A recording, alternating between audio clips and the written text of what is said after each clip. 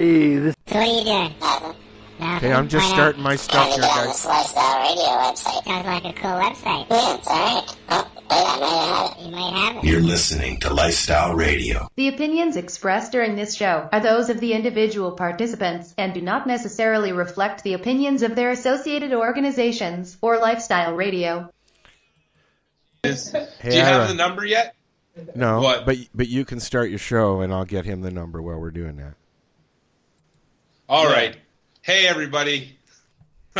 Welcome to the Higher Estate, where we talk about all things related to health, wellness, and cannabis, where we bridge the gap between the lifestyle world and the medical world. And today I'm a little slightly pissed, not because of Lucas forgetting everything at home, but who says, no, I can't emotionally handle it today. He literally said that to me. Did you say that, Lucas? It's actually probably Can you get on the mic today, Instagram. Lucas? We're going to get Lucas on mic today. So Lucas is our guest, and we're going to plug him in. Lucas is just the man behind the scenes. Yeah, he Always. is. But he's going to be on mic today. We're going to mic him up, kid him up, Get him up. kid him up, kid him up. But my reason for being frustrated, which has nothing to do with Lucas forgetting to bring the Gorilla Pod so that we can not hang the Instagram live feed, really has to do with opioids and narcotics. So we have a crisis. 100%. We got a pretty significant crisis. Al, you'd agree? Yeah, Al's not there. I'm here. Al, oh, by the way, say hi, Al. Hi, Al. And Al is producing this thing. He's behind the scenes at 420 Radio. Today we're going to be able to take questions from you guys. We are. Instead of having a million guests talking about really interesting stuff, we're going to talk about more interesting stuff with the people that are here all the time. That's myself, Tyler, who disappeared for last week you weren't here. I was in Arizona. What were you doing? Two of my friends are actually getting married. We're doing a bachelor parties down there. Really? Yes, actually, one of them is a cannabis lawyer. What's her name? His name. Oh, right. His name's Ian Bust. Yeah. He practices in Hamilton as well. So, Does he? Yeah. And he works with a bunch of LPs. He's a fantastic lawyer. Okay. And I actually was down there with the radiologist from General, Murik. Oh, really? You shouldn't say that. Well, it's his first name, and he's one of my good buddies. Oh, He we won't allowed to say care that? at all. Oh, okay. I won't say his last name Why not? because I can't pronounce it. I actually can't pronounce it. It's Polish. Oh, okay. But he's good buddies with Dr. Aziz, actually. Oh, really? And he knows you from De La Soul. Him and his fiance go to De La Soul. Oh, really? So Yeah. Why are you moving that? So I can't hit him in the He face? didn't even know you were a doctor, actually. He thought you were just a tatted up guy at the yoga studio. Oh, really? Yeah. See so that? I was like, I started describing you to him. He's like, that guy goes to De La Soul, doesn't he? This is And I was my like, wife. yes, is the his wife instructor runs there. it. He's like, Naz? She's like, yeah, she kicks my ass all the time. Oh, really? I Yeah, didn't. Who's his fiance goes a lot. He's been like 5 or 6 times. Why he did you said. move that so I could stop hitting him? I liked Every time hitting it him. makes noise. Yeah, it makes a loud. No, but I noise. know. But that was fun. I was actually. It would be unlistenable. I was. Oh, But yeah, no. no. So small world. I was down there with people We who should are close well that door. connected. It was pretty cool. Interest. So he well connected. It's a small world. It is a small It's a very world. Yeah, small yeah. world. And it's funny, we're down there, we have a physician and a lawyer in the house. Right. So we when were shit set to be goes there. wrong, there's nothing. There's actually one of my Oh, I buddies, forgot because my we were obviously doing a lot of drinking, but one of my friends, he didn't pee or poo for 4 days, and then Murik helped him out. Why? Wait, you don't want to. What are you talking about? Teddy Who again says would not that? care. He didn't. He got really scared. Like, he couldn't pass anything for 4 days. Well, that's not normal. Murik helped him out. He passed stuff the next day. Oh my God! Who says this stuff on live? I do. Oh, Al. They're close friends People of I mine. have They to will not mind. have pee and poo. The stuff we have to deal with. You Well, get- he didn't. you Man, get you'd be pretty- freaked out if he didn't. You get Yeah, pretty but I squeamish don't for have a that. doctor. We had an on-call physician We at had- the house. And in case you all ended up in prison, you had a We lawyer. had a lawyer. Good. Yeah, all it you was need is somebody who fantastic. knew how to grow cannabis. It was Tyler. Arizona. It's medical state. Right. I You know. can get it. Yeah, yeah. Tyler. All right. So my frustration, Al. Yeah. Yes. the opioid thing that's going on. So today I'm on call for the coroner today. Yeah. So I was on my way to do a case, and so I got hungry, and so I stopped at A&W to get the Beyond the Beef patty, because since April 1st, I love it. Really? I've been a vegetarian. Well, not like a real vegetarian. I eat fish. But I usually don't like the things that they're trying to eat. That's like being kosher outside of the house. But this one doesn't actually taste good. It doesn't like it. Is it Beyond the Meat? Yeah, it's good. It doesn't taste like the usual really shitty vegetarian. If you look into some of the health concerns about Beyond the Meat, though, there's a few things. The soy, soy is the issue. But some people, I'm still trying to figure out if there is soy in Beyond the Meat. There is. There is. It is soy based. No, it's not soy based, but there are soy byproducts. Because soy is not good. No. And I usually don't eat. See, I don't know how to be a vegetarian. Why is it not good though? Soy is bad for your estrogen levels. It's bad for it just debalances you. Drink soy milk for a year. Soy you won't be the good. same guy. No, soy is not good. Soy is bad. Okay. What about almond milk? It's bad for your hormonal levels. I love almond milk. Almond milk is great. Soy not good. So soon you're gonna be lactating. I don't know. Literally. Okay, so you go to get the Beyond Burger. So I go get the Beyond Burger. It was great. Mm-hmm. But while I ordered, I'm like, I'm gonna go to the bathroom because I can do those things. Yeah. So I walk in the bathroom, and there's needles everywhere. There's like needles lying around and little saline containers. There's like syringes still in a pack. It looks, honestly, I thought it was in a needle exchange. It was literally like, and they looked like they were almost trying to hide it, but not really try to hide it. There was baggies with syringes, baggies with needles, baggies with alcohol swabs. There was a bottle for looked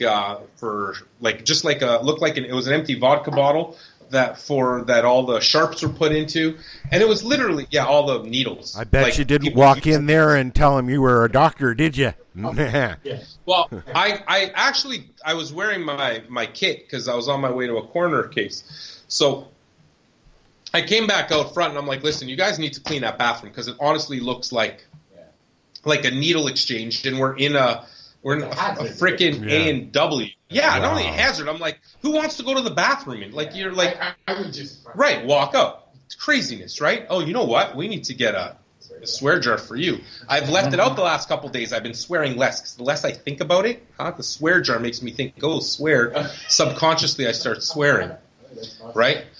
So here's my point. My point is, I don't judge people for having an addiction. I'm not judging. I understand the difficulty of having an addiction. You're a heroin addict, fentanyl, whatever. If you're IVing drugs, I understand that it's an addiction.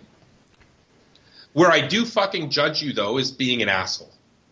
If you're going to start leaving your stuff lying around, leaving your, junkie, no, I don't want to say junk, that's the wrong word. Leaving your drug paraphernalia lying around, you're no longer a responsible drug addict. Right. No. You're not being a harm to you, just yourself. Be a harm to yourself. Don't be a harm to other people. Don't be an asshole. Go put it in. If you don't have a house, wherever you sleep, leave it in a corner somewhere. Like that's well guarded. You know what I mean? Keep it on your person in the knapsack that you have, because there's a knapsack. There's something. You're wearing clothes. Yeah. Keep it on your person, which you shouldn't be doing. And what drives me nuts is when you put other people at risk. And that's a lack of that's a pure judgmental lack. Yeah, no, certainly, being, an addict, having an addiction to opioids puts you into that category. You start to lose judgment and focus because you have an addiction. I've seen people, it completely changes. Right. Of course it does, but you don't have to change yourself. Don't put other people at risk, and that drives me nuts. Well, the drug becomes your driving force to live. Right, but do it everything. I agree. Yeah. We know that. So do that. Do it on your own time. Do it in your own place. Mm-hmm. Do it somewhere that you're not going to affect and kill other people, or potentially do that.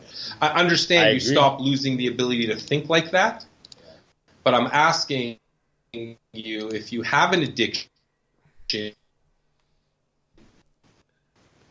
it's not a good, obviously, you should want it. As you possibly can, take yourself down and try not to take other people down with you. Mm-hmm. Especially people that have no idea what they're getting into. Anybody. Like in a bathroom where there's needles just lying around. Yep. That also brings me to another point. And that point is, I mentioned before that that in Hamilton we have relative per capita the largest problem in Ontario, and Ontario is the largest problem in Canada, and Canada has the largest problem in watch it. That's still live, so make sure that people can still see. Has the largest problem in the world. Now that's to say abuse, not deaths. If we're looking at deaths or overdoses, Britain still takes the reins on actual deaths. Yeah. Not by very much. They're at about 1,100 and we're at about 1,030. So, we're not behind by more than 100. And we're on our way up, and BC is actually on their way down. BC, after implementing a couple of things last year, they're down about 100 deaths. We're up about a couple hundred What deaths. did they implement?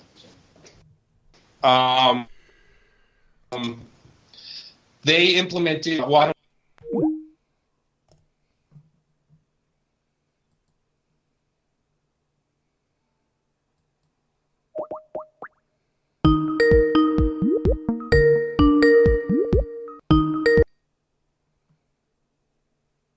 Calls. I'll not just kidding. From the point of, I always had an issue with safe injection sites, or maybe I didn't, I'm not sure, but now after seeing these things that I'm starting to see show up in, Well, you look at Vancouver. If you looked at Vancouver 5 years ago, you walked around on East Hastings, you'd see needles everywhere. Right. You still do. Ontario, there's still a huge problem. We haven't come to that social acceptance of it, though. You can see people down an alley shooting up in Vancouver, down almost any alley. I lived there for a month and a half, and I'd never seen anything like it, even in St. Louis or Baltimore or Philadelphia, in the States where it's really, really bad. I was shocked at how many needles I saw in Vancouver.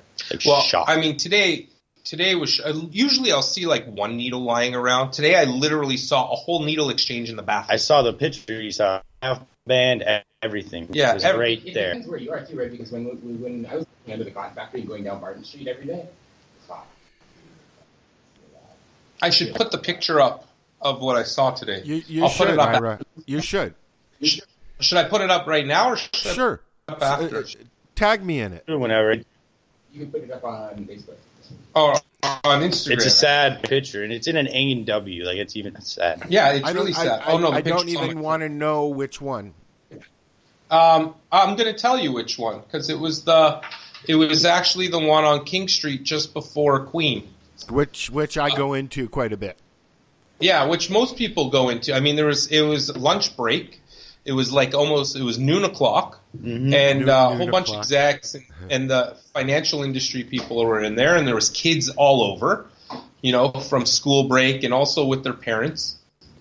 And I ordered my food, went into the bathroom there, and literally initially all I saw was like, thanks, man. Thank you. Initially all I saw were some like empty normal saline. It was actually looked like sterile water vials, and Yep.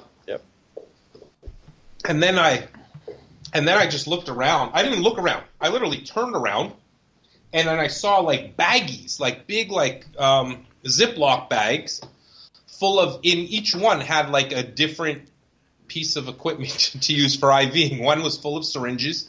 One was full of swabs. One was full of ties. It's amazing how well equipped they are, though. Super well equipped. Well, no, but nobody was watching that. when you think about it, we walk around, us potheads or medical cannabis people, we walk around with little kits. I've got a kit that I take with me everywhere for my diabetes as well. And to That's them, right. it's not much different. But it's disgusting that there's no cleanup. It's lack of respect for other people. It does Exactly. show a lack of respect. But I think it also plays to the point of what the addiction to an opioid does to somebody. Or what the opioid for sure. does to you when And you- that's right. It turns you right off. It numbs you to the entire world. It becomes your driving force to live. Yeah, Literally. yeah. But I mean, I've seen cannabis. People that have an addiction to cannabis that suffer from cannabis use disorder, but they're not numb. They may be looking for cannabis all the time, but they're social. And, if we're talking about scales of disability, I'm not condoning, of course, even, any disorder, overuse of anything. But if we got to take the relative scale of things, I've got to think that even though cannabis use disorder is horrible and can make people, can ruin people's lives. Like, what does that look like, though, on the bad end of the scale? What does it look like? Yeah. It looks like somebody that doesn't really that literally just wants to smoke pot all day, doesn't work. But I mean, is looking for their next, but they have friends, they use their cannabis all the time, and you can't hold a conversation with them. Mm-hmm. They are amotivational, and they don't. It's really want to no do different. It makes me think of an Offspring song. It's no different than a sustained drinker. They live their life. They come home. They drink. They sleep. They wake up. They live their life. I hear you, Al. You're getting a little bit cut off when you talk. I noticed that. Why do you think that is? Could be low battery on the speaker. I don't know. Yeah, it's probably Bluetooth. It needs to be hardwired. Bluetooth. Yeah, we need to get a hardwire speaker, and then it's just like me sitting beside you. Mm-hmm. Or maybe I'll just start coming in. I mean, my schedule has opened up. Yay! That would be amazing. Although next week I have to go back to BC, by the way, so I won't be here next week. Oh, can't we come with you? Go down to East Hastings. That would be go to the American Backpackers Hostel. I lived there for a month and a half. Maybe what I'll do is I'll bring my mic with me that plugs into the phone. Yeah. And then we can still have a show. That'd be really cool. Just be a 3-hour difference. You got to remember the 3-hour difference. Yeah. Oh. Yeah. So what time would it? It'd be noon. Noon. It's noon 30. Noon 30. Right. No, noon. Yeah. Noon 30, because it's 3 p.m. here. It's 3-hour difference. Yeah. It's noon. Okay. 30. It's 12:30 there right now. Yeah, I'll remember to do that. I was just so frustrated today seeing this lack of respect. But then again, it also goes to show, like I said, what opioids or narcotics do to people. Mm-hmm. And, last night I moderated, and the reason I bring that up is because last night I moderated an event. Or I hosted it. Was I a host? I didn't host it. Again. I was the host of an event at somewhere else's place. It was kind of neat. My pop would actually. Here's the fun. It was at a synagogue in Toronto, of all places. I saw it. There was Comic-Con. There were about 75. I don't want to say. I don't want to say elderly. What do you call it? What is older fine senior people? gentlemen. Senior. That's the word. Seniors. Was my mom there? No, but my pop showed up. But this is crazy. I haven't been able to get him to show. He hasn't showed up to, because he's usually doing his thing. He never shows up to much of the stuff, but he always wants to. Mm-hmm. Of course, the one at a synagogue he shows up to. I wish you had told me, Ira. I would have brought my mom. I came to listen to you. In the meantime, I really wasn't talking very much, so he left. But before it started, because I was just moderating it. But there was 2 doctors, one excellent doctors. Marnie Brooks, she's wonderful, actually. She is a little spitfire. She don't mess with her, and she knows her stuff around cannabis really well.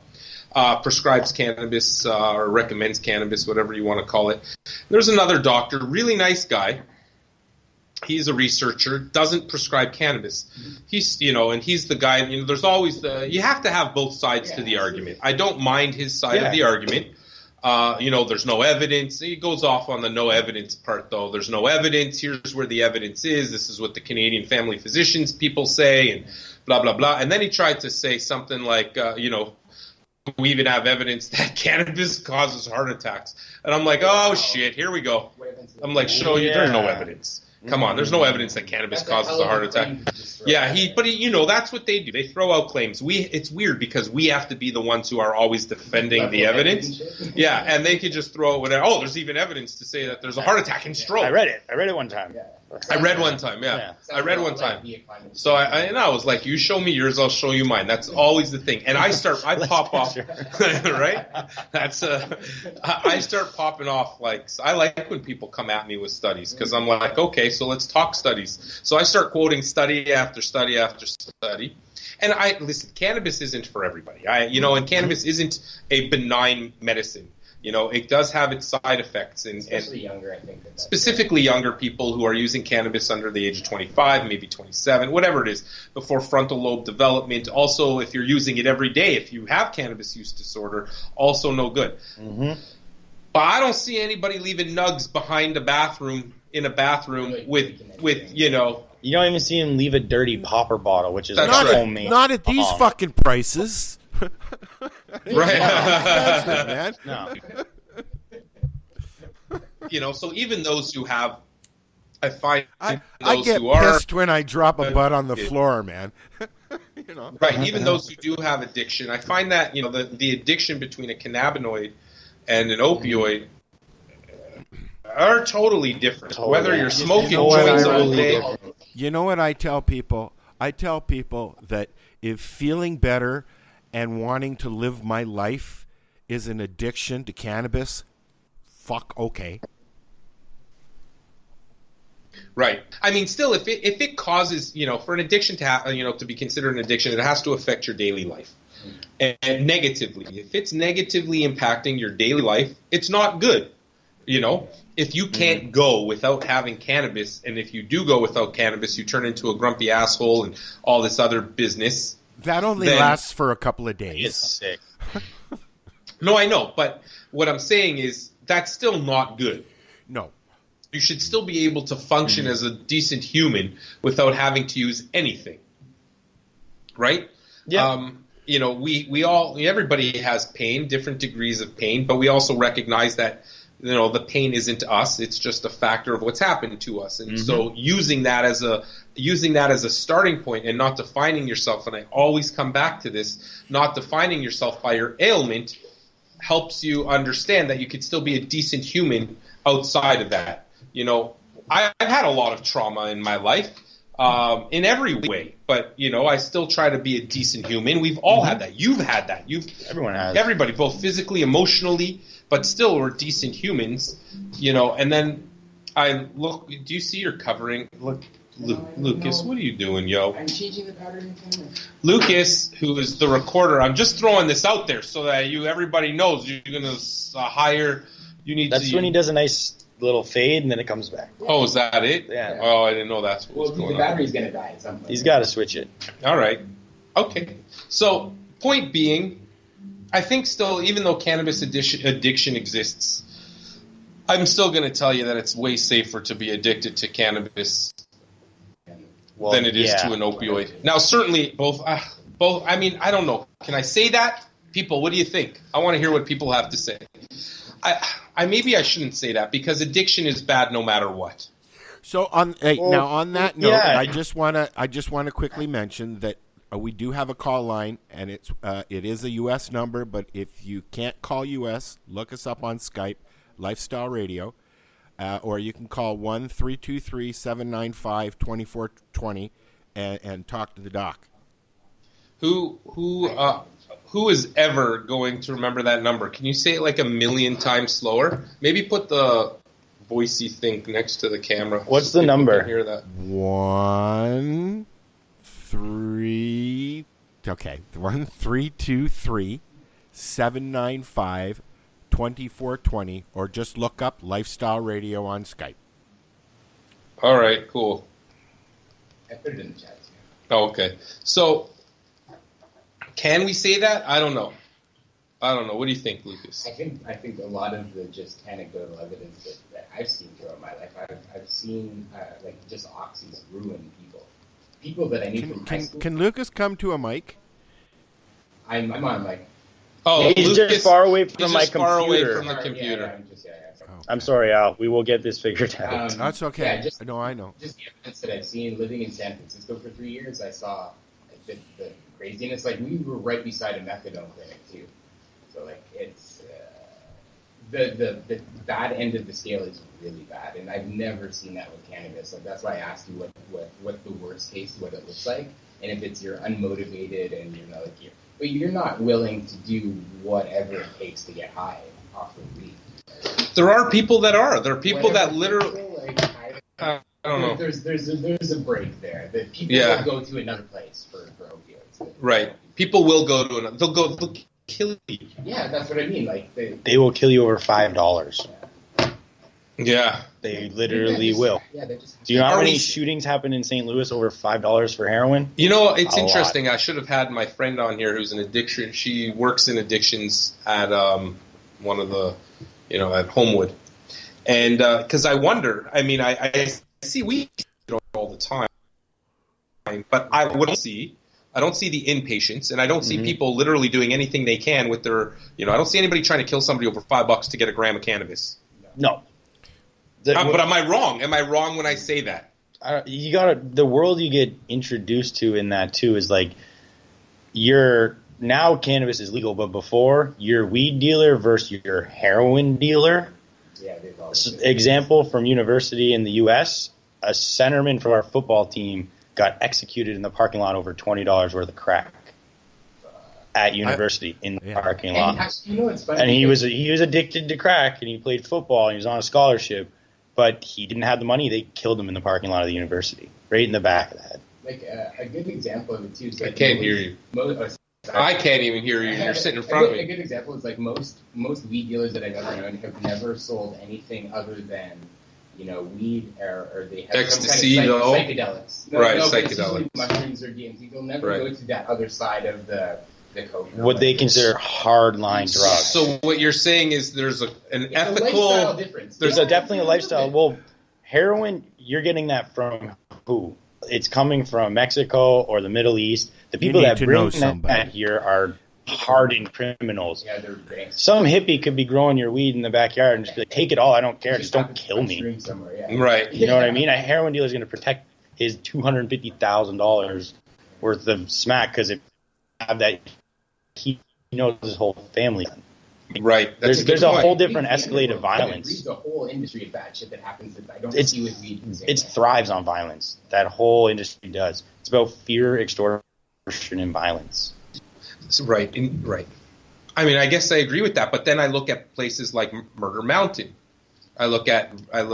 So if you look, and again, that's the U.S. because laws there, penalties on cannabis are way stricter. So you're going to be a lot more protective of what you do. And I know from being in school down there, if you're a dealer, you're usually a dealer. You don't just sell cannabis. You're selling it all. You're selling it all because your penalty is the same in most states. Right. So which is fucked up. Which is changing. But yeah. On the most point, if you needed anything from that guy, he'd do it. Right. I mean, that makes sense. Which is one of the reasons why, when they talk about cannabis as a gateway drug, right? So the myth of the gateway drug, cannabis itself, I think that's been debunked over multiple years. I think alcohol is way more. Well, of a it's definitely an exit drug. But if we talk about cannabis as a gateway drug, because that's what, I'll tell you in the medical literature and in the just general public, I know when we talk to ourselves, we don't see cannabis as a gateway drug. But when you talk to somebody in the general public or you talk to a parent or you talk to the person that grew up with that confirmation bias of reefer madness, they certainly believe that cannabis is a gateway drug. Yes.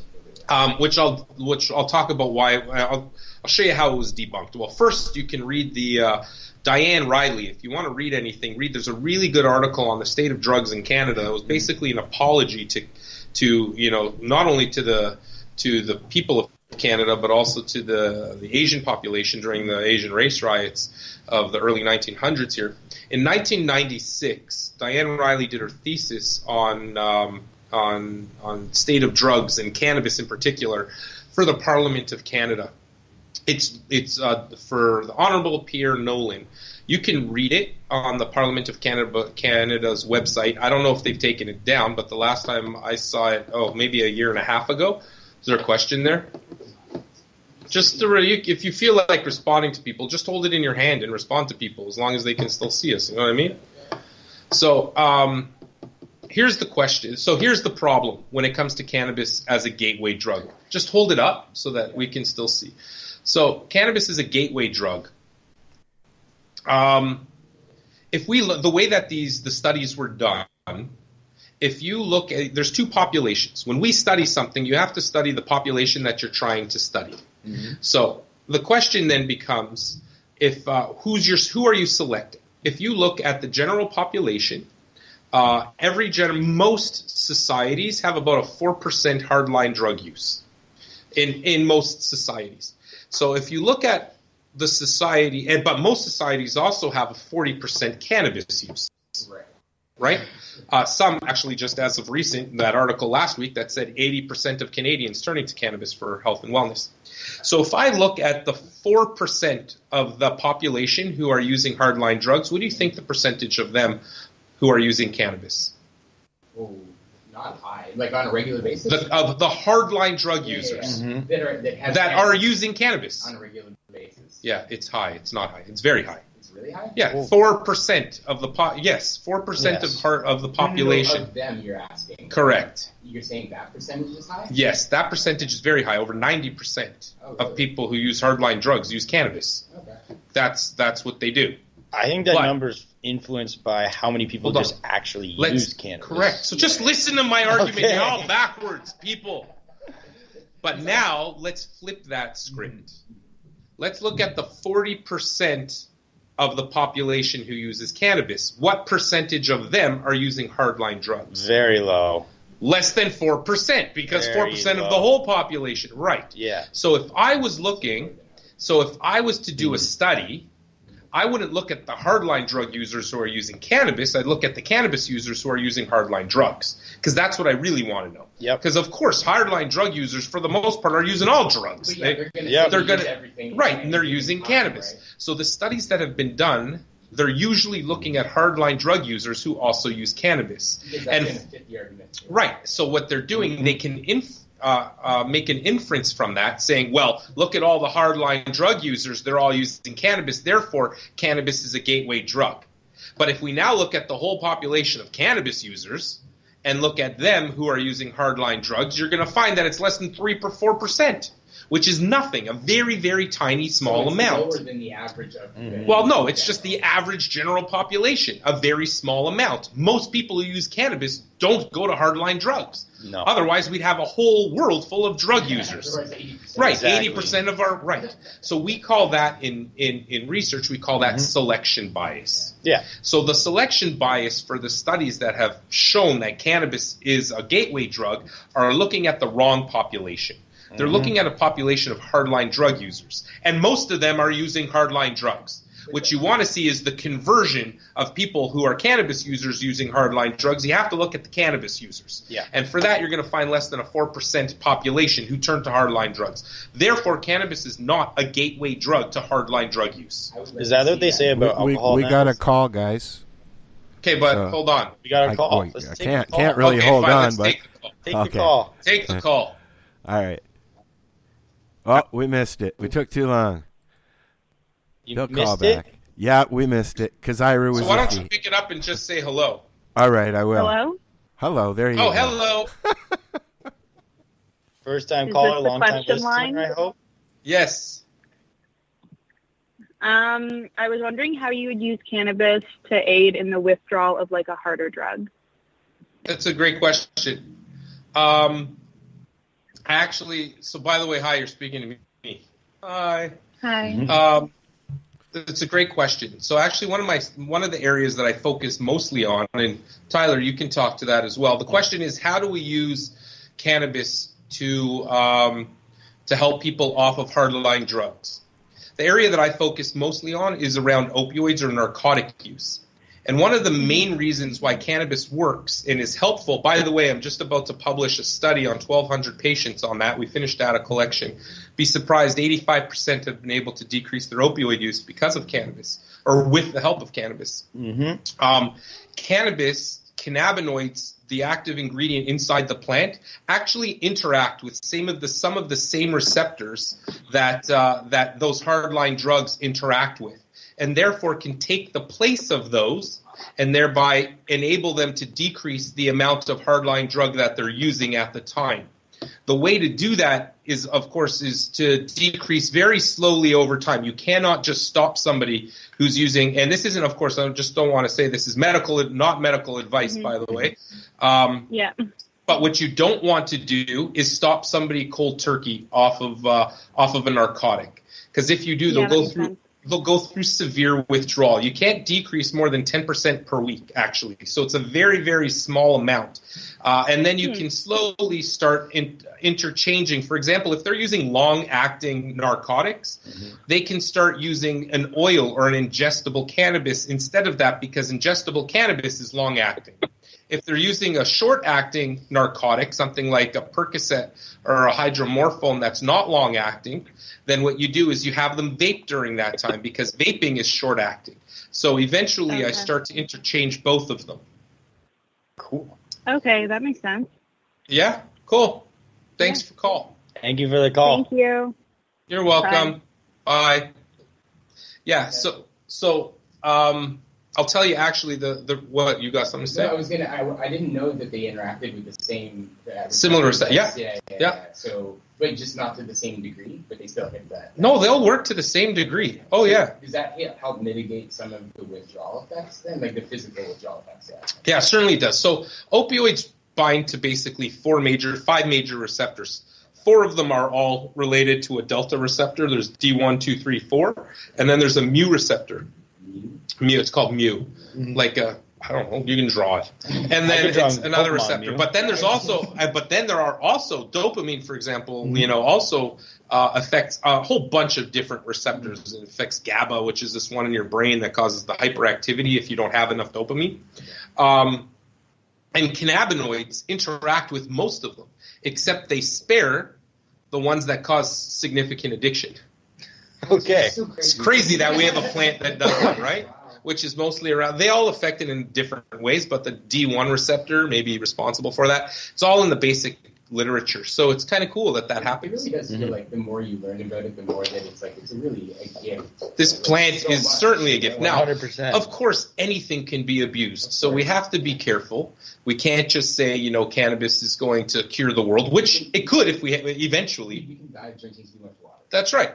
So here's the thing, though, about cannabis. Like the plant itself is not just one medicine, right? There's over 100 different cannabinoids, right? There's how many terpenes? 25 different possible terpenes in there. Within the plant, the plant. Most terpene-rich plant in the world. And then there's, flamin. All these things have their own medicinal properties. So cannabis, in essence, really is a whole bunch of different medicines clumped together. So what we do need to do is start pulling away the different ones and trying to evaluate them on their own and then putting them all back together. But we have hundreds of years left of studying this plant that we sort of ignored from a Western medicine perspective for the last, couple hundred years. Yesterday, it's interesting, this guy also started showing photos of the, early 1950s when there was a lot of propaganda or a lot of marketing for cigarettes and all these snake oils. And he shows, he's showing cannabis, this one tincture for cough or sleep, which was cannabis in it, right next to the one that says, take cocaine for whatever it is, and he said, things change and we no longer use cocaine for anything. And look, we still have this cannabis thing. And I just want to tell him, up till 2 years ago, I still use cocaine in the emergency department to stop nosebleeds. We use 4% liquid lidocaine, pure cocaine. Can I get the cocaine? 4% pure cocaine is how we stop nosebleeds. And it's taken from the coca plant? Yeah. Pure cocaine. Really? It's synthetic. It's synthetic. Okay. But it's still cocaine. Still cocaine. It's liquid because it's great at vasoconstriction. Liquid 8-ball. We now have other things, but I used to ask for the cocaine, and it's liquid, and I'd stick liquid cocaine in people's nose, 4%, plug their nose, and eventually stop. Like it would cauterize, and then I can go in and cauterize it, and it would also numb them. Lidocaine, like all these things. I might have had that done when I was a little. I had those things stuck up my nose that seals it. Yeah, I do that. I was born with the deviated septum. Yeah, what's up? I got my tonsils out at a very late in life at 27, and I jokingly said to when they were doing their thing before he knocked me out, he wanted to spray something in my nose. I said, "Hey, what's that?" He said, "Cocaine." So he wasn't kidding. Yes. No, he wasn't kidding. Wow. He could have been spraying lidocaine. How long ago was it? I was 27, so 30 years ago. Almost. Can you speak right into your mic or whatever you're speaking to? I can hear you moving away. I'm right here, buddy. Oh, now you're right there, buddy. I'm right here. I'm moved. You're not right there. We can tell. Yeah, it was. You were 27, so you're going back some years. That was probably specifically cocaine that they were using. Wow. Wow. I thought he was fucking around. No, that's what we used to use. Wow. For sure. For sure it was. I learned something today, bud. Yeah. Yep. Yeah. So look at Lucas. He's getting everything perfect. He's do his thing. He's got his own thing. I feel like we should take a picture of this setup here. Can you take a picture of his setup so we can put it like our makeshift look at setup? our techie here. Our techie. Yeah, It looks great. I think it looks great. I love it. Yeah, so cannabis for opioid substitution seems to be helpful. I mean, there's, something he did say where we do agree. And of course, we need both sides of the argument, but where I do agree with him, do we have the randomized controlled trials for all of this opioid reduction stuff? We don't. But what I have are thousands of patients who will tell you what's happening to them. And the only reason why the studies don't exist is because for the longest time we couldn't do them. We couldn't. They're just too expensive to do. We could do them. They're too expensive, and nobody wanted to do them. Well, nobody's going to fund it because exactly. Who's going to fund a plant that they can't? The pharmaceutical industry funds a lot of the That's research, right. All of the research. And it's going to start crumbling down there. That's why they all buy LPs. That's true. But they haven't figured. The pharmaceutical world hasn't figured out how to get into the cannabis world. Purdue owns Emblem. Yeah, no, I know. There's a lot. A Swiss pharmaceutical company owns Tilray. No. They do. Look it up. They don't own them. They've partnered with them. I know because I consult for them. Okay. So, they're not owned by them. I'm going to look it up because someone told me that, and I looked it up, and I found that it was a Swiss pharmaceutical company. It is, but it's a partnership. It's not an ownership. Okay. Anyway. Okay. So, you can, and when you're done telling me who it is, I'll tell you who it is. But it doesn't. Anyway. I'm just reading, that's all. Okay, I would like more, instead of just push back on just the weed thing and not being a gateway drug, I think there should be a little bit of a push to... Can't hear you again. Sorry, I think there should be a push that alcohol should be really looked at as that gateway drug. Because it is for so many people. I've seen, how many people did you get drunk first? Yeah, everybody. Yeah. I was going to talk about that earlier about alcohol, gateway drug. I'd like to see that statistic. Yeah. I mean, just on the base of going to a bar, no one comes in saying, "Hey, let's go and let's do rails off the on the bathroom." 3 a.m. Everybody's in the bathroom. Yeah. So hey, buddy, you got a key? The guy sitting in the booth next to you? Yeah. No, it's bad. Cocaine just made a huge comeback. Yeah, it has. In the last 4 or 5 years. With these millennials. Yeah, no, stay away from that crap. It's terrible. Crack is whack. It is. Whitney Houston said it first. I think the biggest thing now is Adderall. It's how... Is it still there? Adderall was... It's so common. Adderall's been around for a long... But people really do abuse it now. The entirety of Silicon Valley. Really? Yeah, in the States, in college, man, it's... Yeah, the guys that don't want to escalate to cocaine, escalate to Adderall. Because it's kind of similar. Well, they started in college, and as soon as they go to the tech companies, they have the same, hours. With the hours, and we got to shift. It doesn't matter what it takes. You got to fucking get this done, and don't stop till you get that goal. Yeah. It's the only way to do it. Yeah, you can study for 12 hours straight, not even blink an eye. Did you take Ridley? I took Adderall in college, yes. Not Ritalin. I hate Ritalin. I did that as I a was kid. on Ritalin from 5 until 16. Oh, Al, you're back. You can Yeah. hear as he's walking towards the. I haven't moved, buddy. It's gonna move. It's Bluetooth. You think sucks. so? I haven't Hardwired would moved. be like him sitting right there. That's Yeah, right. I mean, Ritalin is. I think there's a time and a place. There are a lot of people that do need it. So Ritalin is a dopamine reuptake Enhancer. inhibitor. Yeah. That Yeah. is people that have ADHD don't have it, and so to keep dopamine around, you need exogenous or outside of your body dopamine. Yeah. What I've seen Silicon Valley though is just like sedentary lifestyle, shitty eating, and they just and they go exercise. They balance it out with Adderall instead of exercise. Yeah. Right? That's what I see. Yeah, I mean, Whenever I would take that stuff, I would not eat. Like, if Adderall- I was taking right. Adderall, I wouldn't eat for days. I was Adderall made very me really aggressive. I was very thin until I was 17. I went off at 16. Al. I was. I'll show you Yeah, pictures. lies. No, I was. I was. I went from. okay. I was 6 I went years from old. 120 pounds at 16 to over 200 by the time I was 18. Oh wow! Yeah. Well, I was working. I was driving a truck, and I was Each working wife and. I- But- yeah, Still good. you gained some weight yourself. You going to the gym? Put on muscle, yeah. It looks like I it. actually What are you, lost weight. What are you I put taking? on A little no little creatine, nothing. supplementation? 100% natural. Did I say creatine? I'm not. I took creatine in college. There's nothing so wrong with creatine. No, when What's I was wrong in with creatine? college, I took that stuff. We all but, need creatine. The only problem is our body only uses so much of it, and the rest we're going to waste. Right. For every gram of creatine, you actually retain 4 grams of water. So really, what it does is you look bloated because of the water. Yeah, I retention. don't take creatine at all. What about I hate like creatine. testosterone as a supplement? Is that Yeah, do you take testosterone? The only thing I do all the I time. don't- No, not testosterone. I don't take anything. I don't take anything. BCAAs, I- like maybe Oh, once or twice yeah, a week. okay. BCAAs. Well, no, you should take. Yeah, there's nothing wrong with BCAAs. I eat That's well fine. enough. Those are Like I eat amino well chains, enough. I amino eat acids. all that's that fine. crap I need in my body. I eat it. Yeah? First thing I do, right Just when I eat finish it. at the gym, I go right to Metro. I get a 30-gram protein shake that's all fruit, and then I get a big tray of veggies. 75 grams of carbohydrate. Yeah, there's carbs in it, but you need carbs after a workout. Yeah. So I do that, and then I eat a full veggie tray, the $6.99 veggie tray, just right after a workout every time. Really? That's good. what I do. Veggies are good. Veggies and a good You need your protein carbs shake. before your workout. You need your protein after your workout. So what I do before my workout, when I get home from here, I don't eat all day. I eat about Why 2,000 don't you calories and then go to the gym. Why don't you eat? Busy. Because you're working? Yeah, working my butt off. Aw.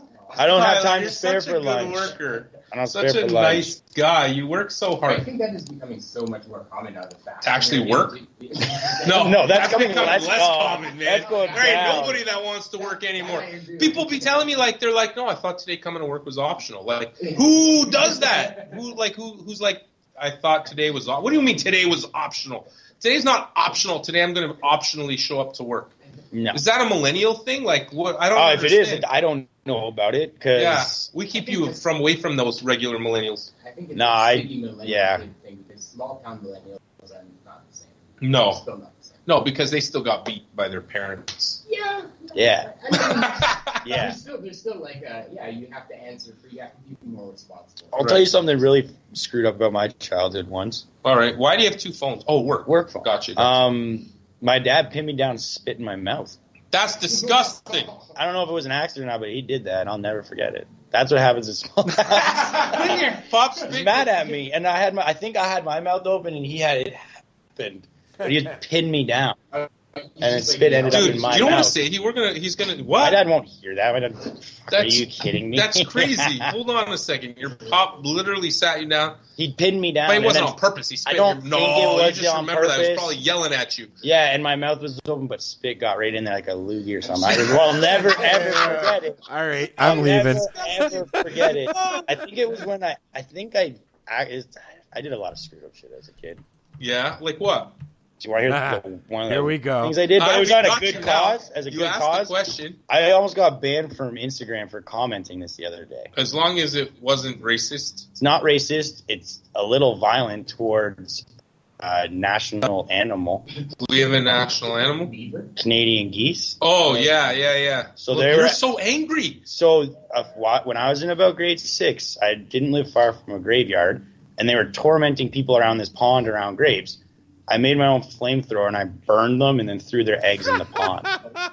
That is wrong, dude. They were bugging all the people. All the people did shit like that. I don't want to say that. They told me to say it. I'm not ashamed of it. You don't want to say that. I'm not ashamed of it. I did that. You should be ashamed of that. They were terrible. No, but tormenting why people. Why didn't you just kill it with a? Because I'm in grade 6. Yeah. What's a deadly weapon I can make with gas, a water gun, and a candle? You're in grade 6. Did you kill animals? Cannon. When I was young, not really. Not really. People killed animals are more likely to become found killers. Dead animals. There's one time I played road hockey with a dead bird. Lit it on fire. Oh my God! You lit animals on fire. No, this is not funny. I'm gonna form you and put you in jail. Put me in jail. I also got expelled from school for lighting a kid's hair on fire. I had a problem as a kid. Oh, you had a problem. I had a problem as a child. Ritalin fucked me up. Is it changed has your life changed now? Do I do anything bad? Are you a peaceful human? Do I do anything bad? Are you a peaceful human? I sit in my garden all day. Okay, so I'm going to say then you've made a change. We'll say that was you before you. Okay, so I went from... welcome to therapy with Ira. Tormenting old people going to visit their loved ones at their graves. Okay, but tormenting people. I get the tormenting part, but there's you call animal used a crossbow. Yeah, animal control won't do anything to a national animal. They won't fucking touch it. Even a crossbow is better than I lit a thing and torched people to death. It was the only thing I could think of, man. You're in grade 6. I never killed a single animal in my life. I like though. I brought them in my house. I got one. Killed it's not an animal, but oh my God, what are we talking? Can we move on? No, I don't want to hear about this stuff. Come on, hear my story. No, this is somebody stole my bicycle. Hold on, let me say this. Al, as far as becoming a peaceful person, I'm not finished with Tyler yet. So I went from in elementary school, middle school, all that, expelled. My last year of grade 8, I was suspended, I think, 36 times. I went into high school, not one suspension. Nothing happened. I got off of Ritalin. Started smoking pot. Yeah, Ritalin makes you aggressive. Yeah, I was an aggressive-ass kid. That makes sense. Like how common it is to prescribe it to kids in the States, though. So does Dexedrine, and so does Wellbutrin. The question is, why is first I want to finish this Tyler thing, just because, I'm like a peaceful, normal person. There you go. Thank you. Like I agree with no, but I know you as this peaceful person. Take me as a kid. Right. So as a kid, burning animals is not a good thing, people. Don't burn animals. I used to run kids through the boards in hockey, too. Really? Hurt a lot of kids in hockey. Ritalin does that. Pent me up. Bad. Ritalin makes... It can do that. It's like speed for people who are normal and don't have ADHD issues. I was told I had ADHD. I was diagnosed with it. But it also it hits your mesolimbic area of your brain, and that can turn you into a wild animal. Yeah, so it's going to it forms memories and stuff, but it can also make you aggressive. Should I be worried? Should we be worried about any effects from that? I mean, I was on it for 5 till 16, and then again for 2 years as an adult. No, I think certainly what it does is rev up your metabolism, because it basically, think of cocaine in speed. Yep. Basically, that's what it is, right? Yeah. And so any of those things, what they all do is they put you into fight or flight mode. Mm-hmm. They pump up your blood pressure, probably, hastening atherosclerotic plaques. Also, your metabolism revs right up. Everything is on heightened peak, and then all of a sudden, when you stop taking it, everything shuts right down. Your body's like, I'm not in fight or flight anymore. Yeah. I can conserve energy. It takes me a lot now. It takes one a lot to get their heart rate up and all that stuff. So you end up gaining a whole ton of weight, and your metabolism which is what happened to me. I used to get an instant breakfast with a raw egg every morning with my pills, because I didn't eat all day till I got home. And then when I went off the Ritalin and the Dexedrine, I ballooned up literally to over 200 pounds in 2 years. You have to be careful. Yeah, you certainly have to be careful about coming off of them, specifically around diet and exercise. We didn't know that back then. No. You know? Well, I mean, those who are studying physiology knew that, but the doctors never told you that. They never told. I actually was on. I took Ritalin too for most of my life.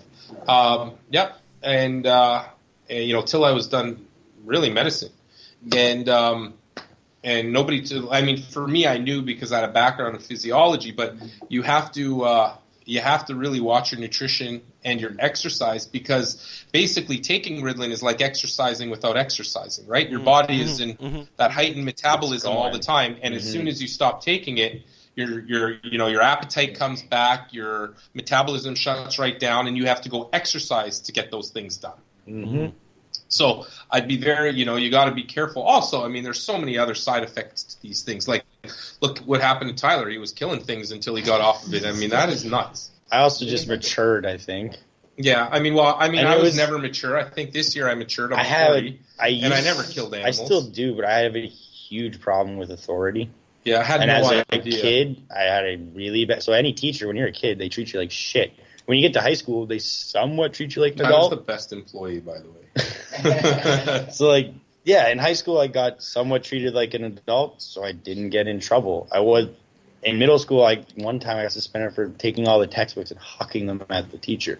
Jesus. I got expelled for flipping my principal's desk and throwing her chair at her. So the question is, how does cannabis help you with ADHD? There is a little bit of evidence that's in my phone that I could show you, but I can't get to my phone right now. There's a little bit of evidence suggesting that, because cannabinoids, THC in particular, both THC and what's WebMD? And they just make stuff up on WebMD is the LP.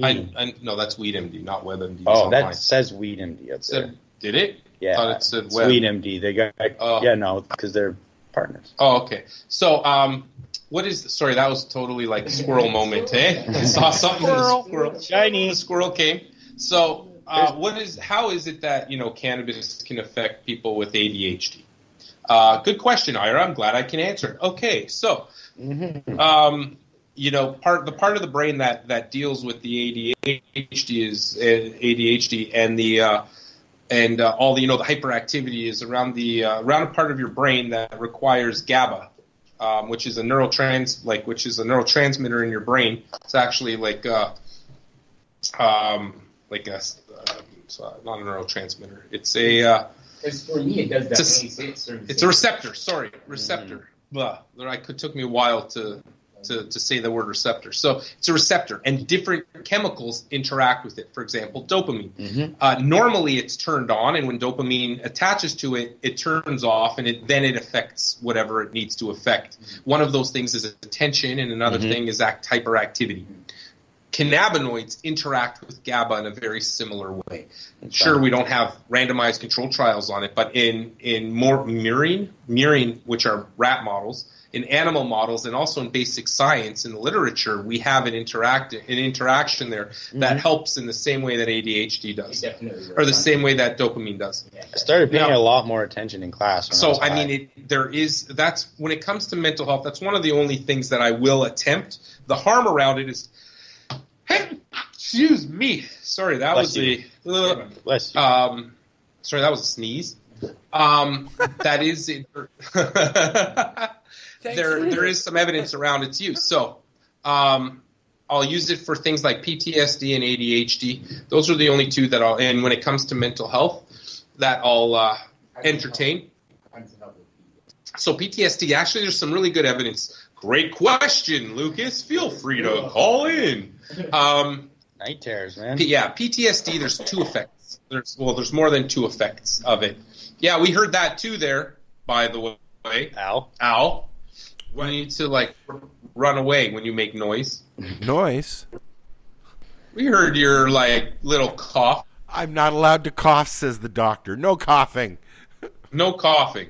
So, in PTSD, there's two major things. We have fear-based emotion, and which produce memories, fear-based memories, and also the mesolimbic system that produces our memories and these fear-based memories. THC helps to decrease the storage of those fear-based memories. Also, it most of our dreaming when we have night terrors happens in the phase of sleep called the REM sleep. THC can decrease REM sleep so that you don't produce those night terrors. Helps decrease. So REM sleep is important. Night terrors are bad. So you don't get night terrors if you don't have a lot of REM sleep because you don't dream as much. But you can because you can increase the other stages of sleep, and CBD helps increase the other stages of sleep. Interesting, right? Yeah, but you don't need to be in REM sleep. Yeah, I mean, we do need REM sleep, but we're talking people that don't want because that's worse than being in a deep sleep. REM sleep is a very minimal, superficial sleep. That's where you have all your dreams. You know, when you're driving home and you fall asleep when you're driving.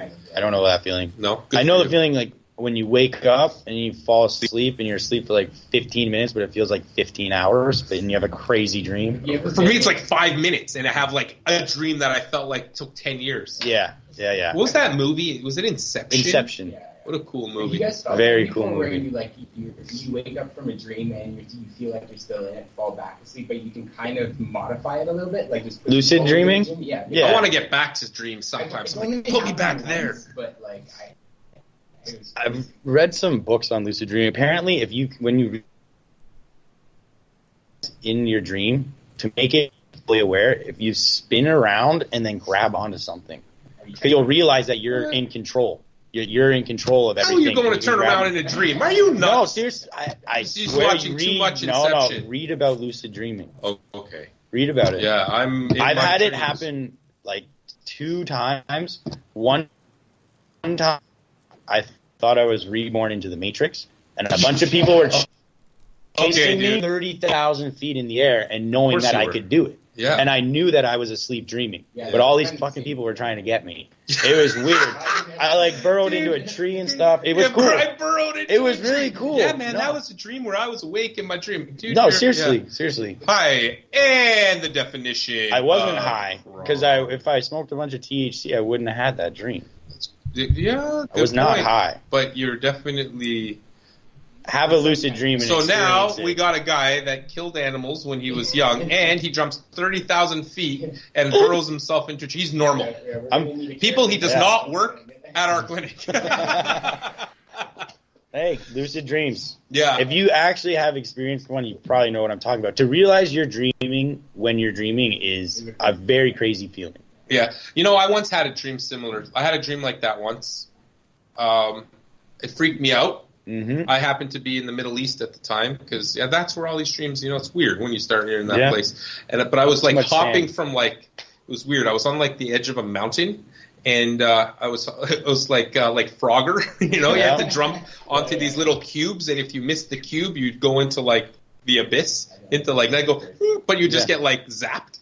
So I kept, but I knew I was kind of awake in it. Anyway, that was the dream. Cool dream. Yeah, dreams. I don't really believe that dreams have much meaning anymore. I think there was a time when dreams did. I don't think, I think we don't spend much time thinking, daydreaming, and doing all those things anymore, right? Like it's an interesting thing that I've heard more and more people talk about. We're not bored anymore, right? And we need to be, right? Just for our own creative minds to expand. We have everything's available. Everything's available to distract us from actually having genuine thoughts. Yeah. At one point we started talking about opioids, and now we're talking about lucid dreaming. It's amazing. Yeah, no, I think maybe at one time dreams had meaning. I think when we gave meaning to them, like 2,000 years ago, when we didn't. There still are a lot of psychologists that believe dreams mean a lot. Yeah, I think it's a lot of. I don't know. I think the subconscious is real, of course, but what the meaning of dreams. I don't know. I think that's old science. What about the one you lose all your teeth, you wake up, you feel like you have no teeth, and you think you're getting money? So here's so interesting. Yeah, you're coming up with Jewish dreams now. I know that one. I had that one all the time. I was going to tell you. So here's an interesting thing. So because I come from like that background within Judaism, where we study all this mystical stuff. One of the only dreams they say that has any meaning is when your teeth are involved. Weird, eh? Weird, because that's one of the oldest forms of psychology in dreams is that right there. His teeth? I don't know. Yeah. That was, I've heard that. Well, you're talking about what? Ancient Israelites? I don't know. Maybe, man. Yeah. Maybe the ancient Israelites had something going on. Maybe. They Anyway, were lucid dreaming all the time. they're all, hey, listen, they were anointing themselves with oil. The burning cannabis bush. oil. Oh, burning bush. It could have been head injury. Could have been a dream. I think in that movie, it was a head injury. Like, I think, there was a movie about Moses or something. I think it's The Simpsons. Oh, was it? When they reenact everything. Am I missing something? I don't know. I thought it was a head injury. They had a concussion and dreamt up all this stuff. I think that is in The Simpsons. And they do the whole goat blood and everything. Yeah. They do a pretty good interpretation of it. But yeah, there's a head injury. I think it was a head injury. Anyway, so I was watching the Simpsons episode. So listen, Simpsons, the Bible, same. Cartoons can teach you a lot. Yeah, of course they can. Watch South Park every week. It's the news. It's true. Is it still on? Oh, yeah. Really? It doesn't it's stop. getting better. Like, you kind of hit a lull there. Like Season 14, 15 was kind of a little Yeah. Well, they're social commentaries, right? Yeah. You can, and as a joke, you can make a social commentary without being reprimanded. Yes. They can get because they can get away with stuff where you're like, there's no way if these weren't cartoons. Yeah, Like, that's 100%. basically what they. Have either of you guys watched Big Mouth on Netflix? Oh my god, Big Mouth? Yeah, it's just about going through puberty in middle school. Oh, really? And it's the stereotypes are to a T. You could pin every kid in your class into that group that's going through puberty in the show, and the stuff that they get away with. Big Mouth? It is extremely vulgar and very, very funny. If you're into that thing, and there's the male. Cartoon? It's a cartoon. There's the male hormone monster and the female hormone monster, and whenever they start having urges and then they come out, it's good. It's really funny. All right. It's really funny. Yeah, social commentary is important. I think you have to be able to take yourself a little less serious. I know we're getting to a world where we know everybody's so serious now, but everybody's offended by everything. Yeah, I mean, it's important to be sensitive, culturally sensitive, and all that stuff too. Is it though? Right. Well, I think it is To an extent. I don't think you can mean it. What about I don't think PETA going after Dan Blazarian for feeding a bear? Like, that stuff's insane. Why? Like, come on. So Guys feeding what a happened? bear. On 420, Dan Blazarian had, like, a bear come to their house, like, with its trainer, treating it really, really well, and he was feeding it stuff, not weed or anything bad for it, and PETA went nuts. Why? No, because Dan Blazarian's a Yeah. male misogynist, I guess you could call him, who's got a ton of money, and he's doing it just because he can. And they got really mad. They took a lot of heat for it because it was stupid what they did. White cisgender male. Yeah. Oh, really? I don't. He's the enemy. Oh, is he? Oh, I feel like I know the name, but like, see, He's it's like weird. a baller out of- he's like a He owns poker star. Ignite the company. What actually it is his dad was one of the largest frauds in the 80s and got a ton of money invested in companies and stole it, like billions and billions of dollars. Never paid the IRS back, has gone to prison and been in and out. But Dan, if you read his life story, hid all that money. And he's a very athletic dude. He passed the Marine Corps test twice, and they wouldn't admit him because of his father. But basically, he has an endless amount of money. He owns a massive cannabis company. What company? Ignite. Oh, Like a really big one. He does a lot. He's worth his Ignite house is worth like $100 million. What? Yeah, he's big time. Wow, He's one of the first Instagram Celebrity guys. Like, Where I live under a rock. Read his biography. he It's was on good. Rogan's podcast. Well, that's where I heard the name before. He lives But- a crazy life, man. Like, He does, huh? Pretty much. He lives every 16-year-old's dream. This is crazy. He lives every 16-year-old. Can I see what this guy looks like? He's a guy with the beard. Oh, You'll is know he him- that older dude? You'll know him in a second if I show you. I don't know. He's the Italian version of. Here's him feeding the bear, and they're getting mad. Peter went nuts. That's at his house. What? And what? He just has like people hanging around. He's like He models just hanging the models around. models pay him to be with him. They stay around him so they can get posted on his Instagram because it's everyone watches it, right? So he's always with he's with that many girls all the time, and they're always different girls, but they have to pay to be there with him. Modeling Who is this agencies guy? pay him. It's Dan He's Blazarian. ripped. He's passed the Marine Corps test twice. I mean, I don't and they know. wouldn't Like, admit I him. feel like you're just No. exaggerating on Read that. his Do biography. you think that's real? It is real. You know when Lucas stands up and leaves just in the middle of a podcast? Thanks, Lucas. No, it is 100% true. You think? 100%. Okay, but anyways, live under a rock because I don't know who that guy is. Kinda, yeah. Like, I don't. What do I do? He's in the news all the time. Too busy trying to save the world, save people from opioid addictions, and promote cannabis use for those things. Okay, but let's. I'll tell you his father is. You might know his father. And then I'm going to go over to. We got like a few minutes left, so I just want to talk about. Let's just go back to a couple points here. One, if you're going to be an addict, I'm not judging you. Just don't be an asshole. Mm-hmm. Put your stuff like put it in a box. Put it in carry it in a little handbag, like we carry our cannabis.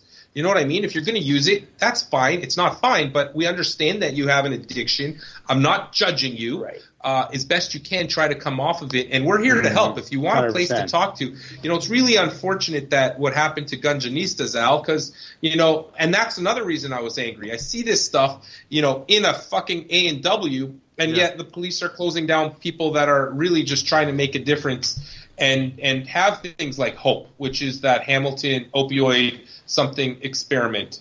And I couldn't remember the P. Prevention, that's the word. Prevention experiment, and those things are helpful. And you should, if you do have an opioid addiction and you are trying to get off of your narcotics or your heroin or whatever, no one's judging you for it, and we're here to help you. And you should go check out HOPE, but don't be an asshole and put it in a little lock box. Carry it around with you, and if you got an IV, do it privately, of course, and don't leave your junk lying around. Just don't do that. I'm gonna play devil's advocate as a junkie in this situation, but them carrying that around puts them in jail. So it's better to. So okay, it's better to. You should go to jail, but don't take other people. Don't kill other people. Don't risk people with your own stupidity. The argument doesn't make sense. That's what any junkie will say. I'm not carrying that because if I get pulled over, I'm going to jail. So that's you. That's your risk. That's your risk. The whole time when I was younger, carrying cannabis around illegally, I still kept it to myself. That was kept your it on risk. My person. It was my risk. That's right. 100%. So don't put other people at risk. Risk yourself. Take the risk. You're the one doing it. Well, you can have safe injection sites. The problem is with safe injection sites, then you get people that are really not there for any. You get two dealers standing out front. That's right. Just chopping. That's right. That's all what day. You get. And it's it's a complicated question. But I think one of the things you can start with is take care of your own person first and worry about you. Stop trying to get other, don't leave your shit lying around. Not in a bathroom where children go to. That's right. That's so bad. Deal with that then. And what the employees won't touch it. I would quit in a second. I'd be, no, you want me to flip burgers for minimum wage? When I literally walked out and I was like, guys, you need to clean this. Like half the people were like, I'll take my stuff to go, thanks, and walk out. Because it was literally, you can't go to the bath. Like it was everywhere. Yep. It was everywhere. You don't feel comfortable being in there. No. Touching anything, touching the floor. Yeah. No. So it's just like the Tim Hortons on Barton. I remember I went in there once because I was walking back home from the cotton factory, and I walked in and there was literally 3 people in there taking turns shooting up, and I was like, okay. Yeah. It's so common there though. So do it somewhere else. Do it somewhere else. Do it with yourself. I'm not judging you for having an addiction. It really sucks, and it's multifactorial, and there's lots of things, and we don't as a society. We haven't come to figure out a way to deal with it. Mm-hmm. And we'd like to help. But one thing you can do to help other people is do your own, keep your addiction to yourself. Don't bring other people down with you. And that's hard to do. So that brings me to my second point. And if you're going to use something, use cannabis because it's still a form, towards wellness promotion, instead of harm reduction, of course. Never get to a place where the government would subsidize using cannabis to get people off opioids. I'd like to see that. The question, we need studies, though, right? The same way we have methadone clinics. But I mean, what you're doing. There were 2 studies that just came out, surveys, of course, longitudinal studies cohorts showing people that were using cannabis are more likely to stick to an OAT regimen, an opioid, opioid alternative therapy, which is like methadone or Suboxone. No. People that use high-dose cannabis, meaning they use cannabis every day, are more likely to stick to that than that's probably the coroner calling me. No. It's probably they were more likely to stick to the their alternate opioid therapies versus going back to their original addiction. So even in those two circumstances, in those cases, cannabis is beneficial. Even for those that are on methadone or on Suboxone, people that used cannabis every single day, and I have those two studies literally sitting on my computer. Actually, I probably have it right here. Second question. Maybe I don't. Is that really more social beneficial addictions? Like extracts though? Like Here, high intensity cannabis use is associated with retention and opioid agonist treatment, a longitudinal analysis. And this is, look, actually I met one of the authors of this, which is why she gave it to me. Using cannabis to stay even while on methadone is beneficial. So at least from this cohort analysis. So I think these are things that we need to think about. And cannabis, the safety of cannabis has been proven over and over again. I'm not saying that, cannabis, everything. What I'm saying, though, is if it's cannabis versus all the bad shit, choose cannabis. Right? Does that make sense? No, but on the extract thing, like, you think that side of it is more beneficial for this use case, like having purified THC that you're taking versus instead of like vaping it or something like that. No, I think entourage. I think the key is the entourage effect. I think that's where the gold is, or the platinum, and I think not that's everyone where needs Rick Simpson oil. No, I think the magic happens in the entourage versus in the isolates. That's what I think. You gotta also we know that high dose edibles work best. No, we don't. Well, that's what we hear on the street, bud, because that's what pretty much everybody who has come in for Hope has said.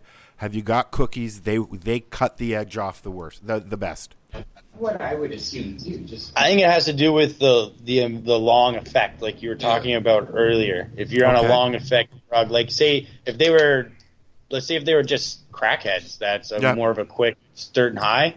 The edible might not be the best situation for them, but right? I think I agree with the only opiates I've ever done, I did Percocets once, and the feeling that I got from that was more similar to me than the effect that you get off of edibles, like the wavy kind of warm, how you feel thing. Yeah. Like that, but I don't usually feel like that when I say vaping. Right. No. So it's just a quick acting. It's the quick and long acting. If you're IVing heroin, it's going to last you a while, right? Mm-hmm. You're looking at 3 hours of a good fix, something like that.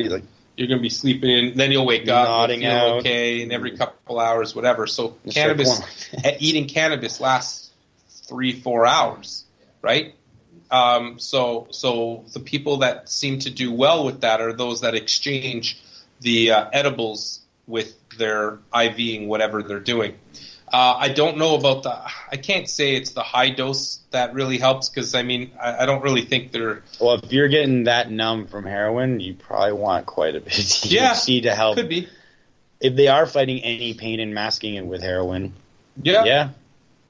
Could be. We can. Right? We're going to need more studies, obviously, around this stuff. Yeah. What we know now is just that cannabis works for it. And so the question is, how does it work? And I think that's going to come with the future. What I do know is that it's safer. So even if I don't have all the answers right now, I still know that it's safer than using heroin. Mm-hmm. So if you're going to choose something, choose cannabis. All right, folks. Do we have any news? And then we'll shut her down. Any news today? Anything happening in the Colorado? I want to just double check. I sent you an article that's Health Canada has changed some of their ruling. Right? I sent it to you on your Facebook. Hold on, I didn't see it. What's it say? Let me look at it here. 1 sec. Where are you? Is it the new producer laws that came out? Because they're brutal. Yeah, what are these? Yeah, laws? that's what it is. Basically, you have to have a fully functioning grow before you can even apply for your license, and you're not guaranteed to get that license. So you got to waste millions of dollars for a potential license. Yes. When you're applying for that license, it's now, again, probably a couple $100,000 or more in lawyer fees as well. So you're going to need at least $3-4 million before you can even apply for your friggin' license. Well, a grow is $4 to $6 million at least. So You're looking at $4 to $6 million. On the low end, you're looking at 4. On an average, you're looking at about 6, depending if you have expert consultants who know what they're doing. And depending on like the building you buy, where it is, there's a lot of factors that play in. Yeah, Namaste got their license to sell cannabis online. Yeah, they're the only ones with the actual only retail sale license. Wow. So like Shoppers Drug Mart is technically an LP. They're just only retail sales. Yeah, which is great. I want to know how to get that license. It took them 5 years. They applied in 2013. Wow, that's crazy. All right, folks. Al, I don't know what else. Oh, hold on. What else? October. What else is happening in the law? In law? Yeah. The edible laws and all that are going to be coming out this year. In October? October. Yes. So until then? Edibles and concentrates. So until October? What's illegal. Illegal. Unless now, you're hold a on. medical patient. Well, that's what I was just going to... If you make it yourself, like I'm a patient, so if you make it yourself, is it still illegal? And how, you know, that's an argument for a lawyer, not even an argument. There was a court case, Supreme Court case, Smith versus Her Majesty, the Crown, back in 2015, even 16. That patients are allowed to extract their own cannabis for their own self. Manipulate the product in any way you want to. So as a patient, you're allowed to. But there are restrictions on how you do that, though. No, not for patients. There are for LPs. Okay. And for the extraction of things like using PG and all the other whatever pesticide-y stuff. You know, and they have laws already in place for when they do extract. For example, there are people that have vape pens, like Hydropothecary has. So does Aurora. And Aurora. But their CO2 closed loop run in their high CBD vape pen, no THC vape pens. Exactly. So, I mean, these things are all bound to change. You're allowed to do your own cannabis, of course, extract your own cannabis. And if you do a really good extraction, a full pure distillate, which would be isolating THC or CBD, it's 100% vapable without VG, without propylene glycol, without any of that crap. Is it really? Say that again. You can vape distillate.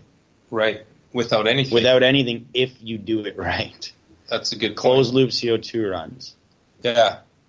Closed loop CO2 runs. Fractional distillation at its finest. You know, I love drug math, man. You take all these guys from the legacy market. You really look at it, it's almost the same process of making alcohol. Yeah. It's almost It's almost like the exact same still. Yeah. And of course they're all chemists. Geniuses. If I knew I'd be doing this, I should have took chemistry in school. Yeah, no, but we wouldn't do well in chemistry. We would do well. This drug math is a little different. I took astronomy, I took biology, and I took labs in both of them. I did really well. Science is a good thing. Yeah, exactly. You guys, we'll give you a PhD. Yes. All right, everybody. Thanks so much for listening today. If you have more questions, please feel free to DM me. Check out Dr. Ira Price on my Instagram. Listen to The Higher Estate on YouTube or on SoundCloud and all the sources, SoundCloud, iTunes, Spotify. And then you can also check out YouTube, The Higher Estate, where you'll see our videos. And 420 Radio. Make sure you check out 420 Radio. You can find us out there as well, and all the other great content Al puts together. Thank you. Yeah, Al's an amazing guy. Listen to the stuff that he's doing. All right, everybody. Thanks, Lucas, for remembering to bring nothing. And but hey, you're recording, and that is what counts. Thanks, guys. Have a good week. Have a good one. Thanks, Al. Hey, this is Cheech. And this is Chong. And you're listening to Lifestyle Radio. What is it? Lifestyle Radio. Say it one more time. 420 Radio? Ooh. Please hang up and try again.